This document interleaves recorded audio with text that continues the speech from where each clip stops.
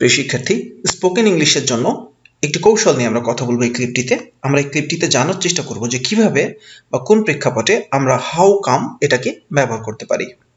কেন কিছু ঘটেছে বা কেন একটি নির্দিষ্ট পরিস্থিতি বিদ্যমান তা জানতে চাইলে হাউ কাম ব্যবহার করতে হয়, অথবা কিভাবে কোনো কিছু হয়েছে এমনটা জানতে চাওয়ার জন্য হাউ কামকে আমরা ব্যবহার করতে পারি।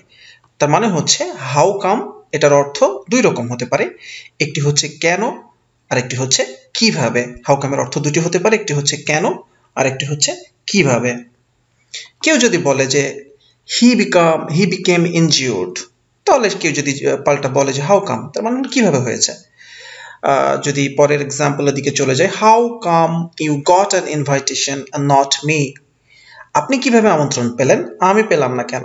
অর্থাৎ আপনি কিভাবে যেন একটা বিয়ে অনুষ্ঠান হয়েছিল বা কোনো একটা প্রোগ্রাম ছিল, সেখানে you have got that invitation, আপনি সেই আমন্ত্রণটা পেয়েছিলেন, বাট নট মি, কিন্তু আমি পেলাম না। হাউ কাম, আপনি কিভাবে পেলেন, আমি পেলাম না কেন। এমন how come you got an invitation and not me, আপনি কিভাবে পেলেন, আমি কেন পেলাম না, এরকম অর্থ বোঝাচ্ছে এখানে। আবার যদি বলা হয়, ফর এক্সাম্পলটা আমরা খেয়াল করি, I don't think I will be able to go to office tomorrow.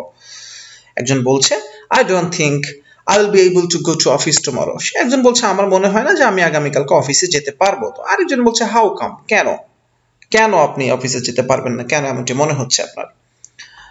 দেন আরেকটি উদাহরণ আমরা খেয়াল করতে পারি, how come you stayed out so late, আপনি কেন এত দেরি পর্যন্ত বাইরে ছিলেন, আপনি কেন এত দেরি পর্যন্ত এত রাত পর্যন্ত বা এতক্ষণ বাইরে কিভাবে ছিলেন, কেন ছিলেন।